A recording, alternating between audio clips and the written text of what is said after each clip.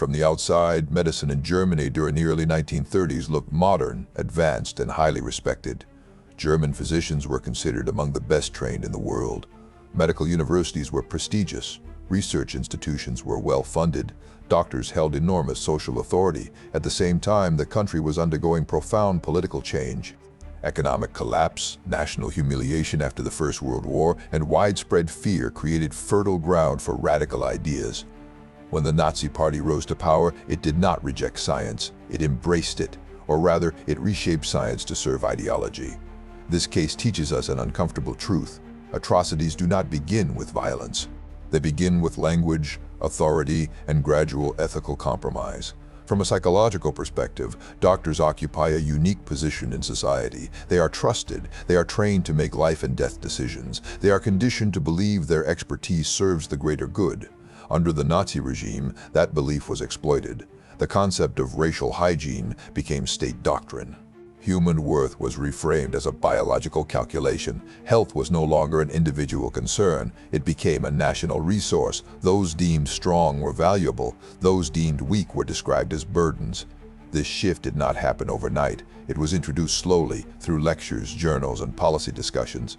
Medical professionals were told they were protecting the future. They were told they were preventing suffering. They were told they were acting responsibly. Experts later identified this as a classic example of moral disengagement. When harm is framed as duty, resistance becomes harder.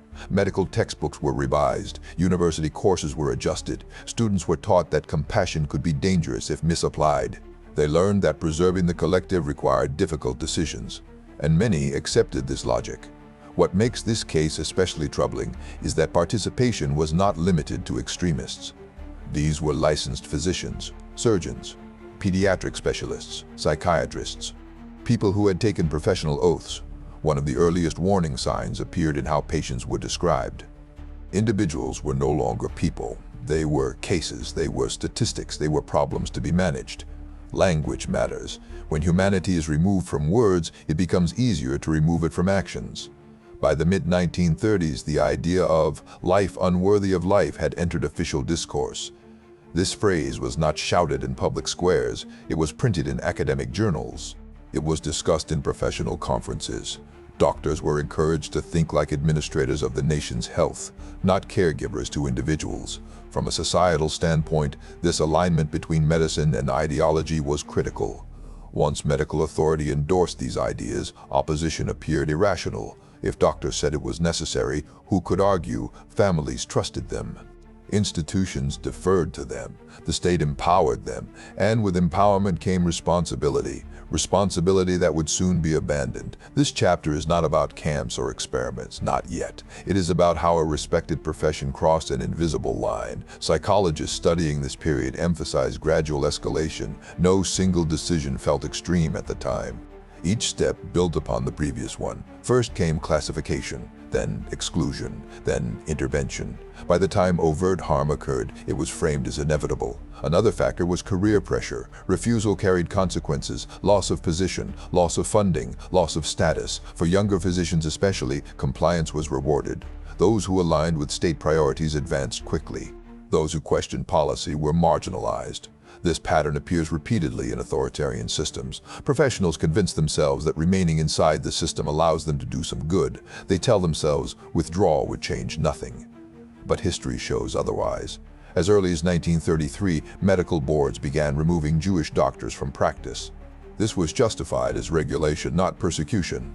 Official language remained clinical and procedural. Patients were reassigned, licenses revoked, careers destroyed. Each action was documented, each step normalized. This environment shaped how future decisions would be made.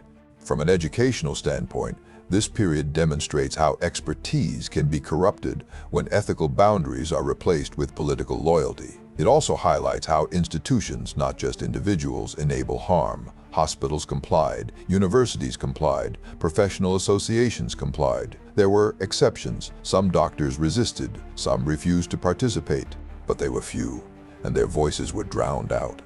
Why did so many remain silent? Fear played a role, so did ambition. But perhaps most dangerous was rationalization. Doctors convinced themselves they were preventing greater suffering. They believed intervention now would save resources later. They framed their actions as humane. This reasoning would soon be tested.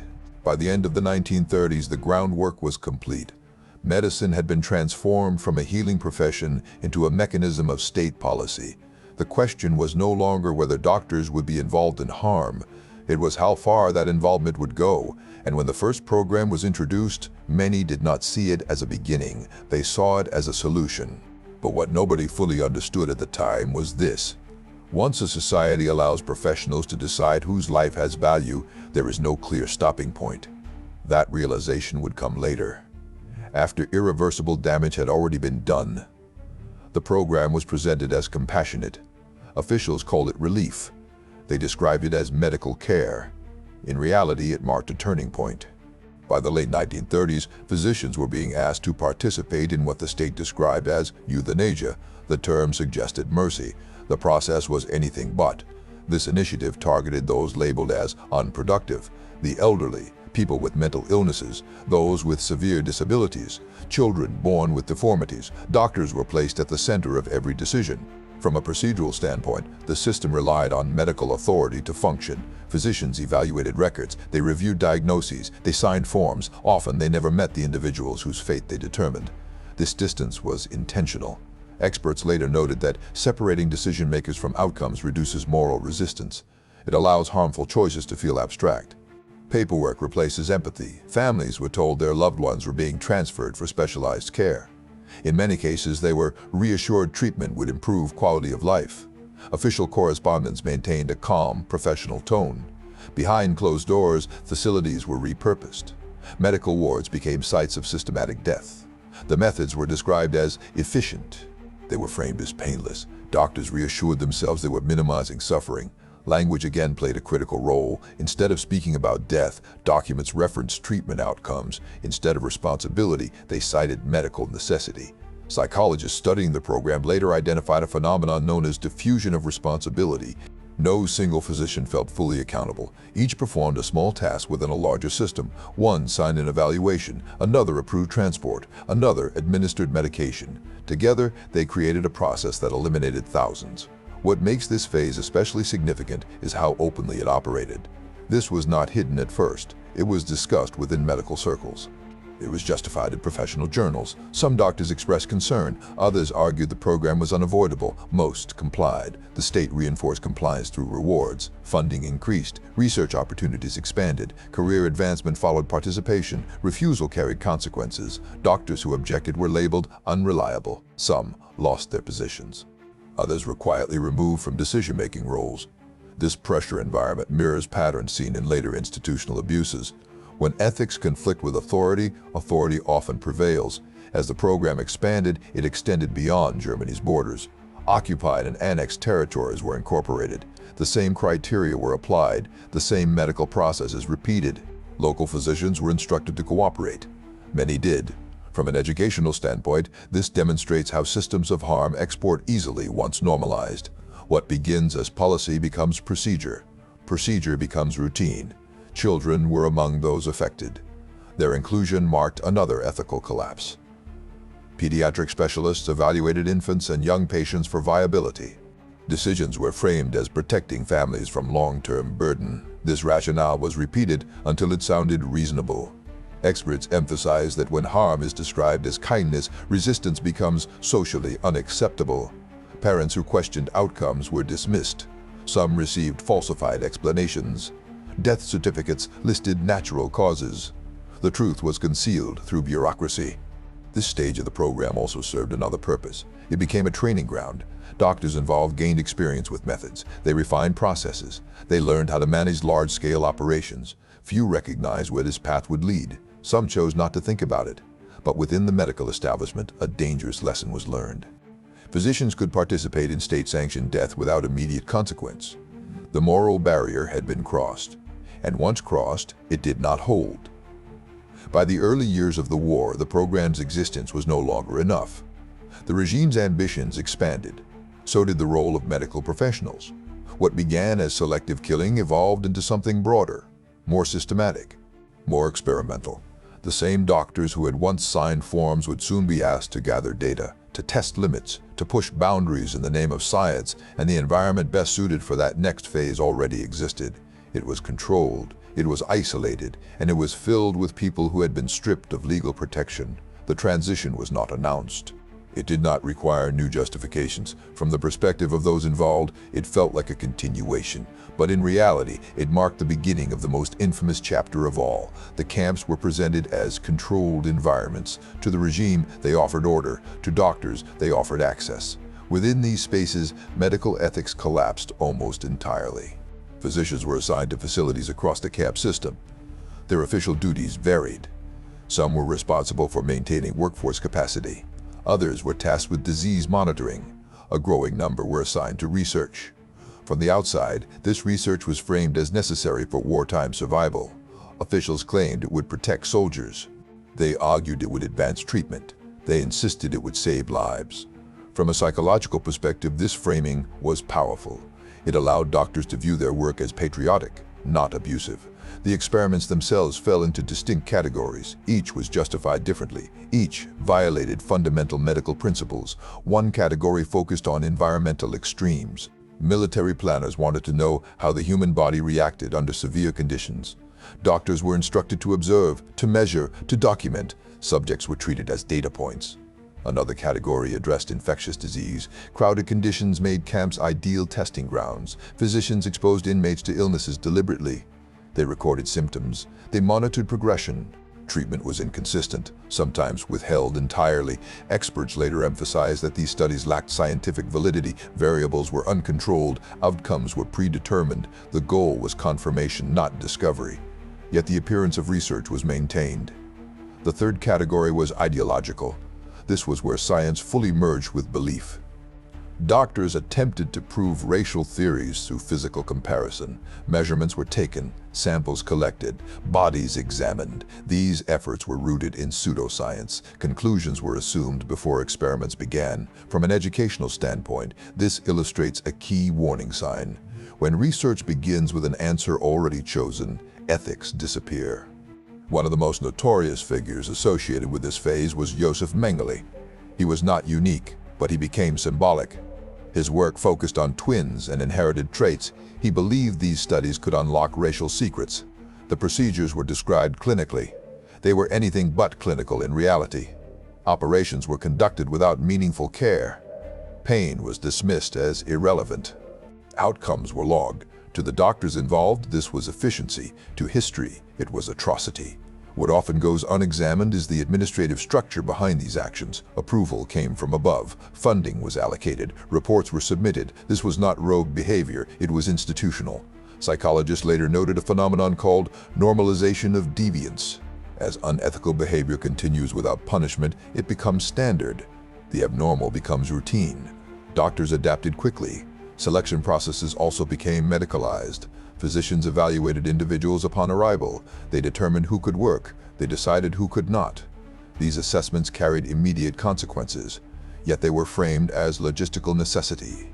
Language again did the work. Instead of speaking about death, documents referenced allocation. Instead of individuals, they referenced capacity. Over time, emotional detachment deepened. Some doctors stopped seeing faces. They saw numbers, charts, trends. This detachment was not accidental. It was cultivated. Medical training emphasizes objectivity. Under normal circumstances, this protects patients. Here, it erased them. There were moments of hesitation. Some physicians questioned outcomes privately. Few acted publicly. Why did resistance fail? Experts point to environment, isolation, constant reinforcement, and the belief that participation was unavoidable. In such systems, moral responsibility dissolves. Each person sees themselves as a small part of something larger, but small parts still matter. As the war progressed, the scale increased, data accumulated, bodies accumulated. The camps became laboratories, not for healing, for ideology. By the time the regime began to collapse, evidence was everywhere, records existed, witnesses existed. The question was no longer whether these actions would be exposed. It was whether anyone would be held accountable. That reckoning would not come during the war. It would come after. And when it did, it would force the world to confront a disturbing reality. The perpetrators were not monsters hiding in shadows. They were doctors. After the war ended, the scale of what had occurred became impossible to ignore. Documents were recovered, facilities were examined, survivors spoke. What emerged was not a collection of isolated crimes. It was a coordinated system, supported by institutions that claimed scientific legitimacy. In the aftermath, Allied authorities faced a difficult question. How do you hold professionals accountable when their actions were sanctioned by a state? The answer came in the form of a dedicated trial. For the first time, physicians were prosecuted not as soldiers, but as medical professionals who had violated ethical duty. 23 doctors and administrators were charged. The accusations focused on unlawful experimentation and systematic killing under the guise of medicine. The defendants argued they had followed orders. They claimed their actions were legal at the time. This defense was rejected. From a legal perspective, the proceedings established a critical principle. Professional obligation does not disappear under authority. Medical ethics are not optional. One of the central figures was Karl Brandt. He had been instrumental in organizing earlier programs. At trial, he maintained that his actions were necessary. The court disagreed. The verdict sent a clear message. Medical knowledge does not excuse harm. Scientific language does not erase responsibility. Several defendants received severe sentences. Others were imprisoned. Some never stood trial at all. Notably, a number of physicians evaded justice. Some died before prosecution. Others disappeared into obscurity. This uneven outcome remains one of the case's unresolved aspects. However, the trial produced something enduring, a framework. In response to the abuses revealed, judges articulated principles that would later shape global medical ethics. Voluntary consent, right to withdraw, avoidance of unnecessary suffering. These ideas were not new, but they had never been formalized with such urgency. From an educational standpoint, this moment represents a turning point. Modern research ethics exist because of these failures. Hospitals changed protocols, universities revised curricula, oversight committees were established. The legacy of this case is not confined to history books. It is present in every consent form, every review board, every ethical guideline taught today. Psychologists emphasize that remembrance serves a preventative function. When societies forget how harm was justified, they become vulnerable to repetition.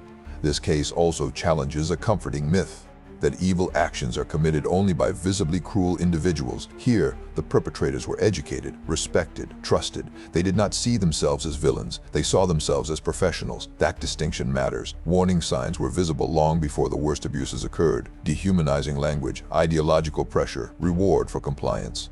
These patterns are not confined to one era. The final lesson is uncomfortable but necessary. Ethics must be defended actively. Silence enables harm. Expertise does not guarantee morality. The doctors involved believed history would justify them. Instead, history judged them. And in doing so, it left future generations with a responsibility to question authority, to protect human dignity, and to remember what happens when medicine abandons its purpose.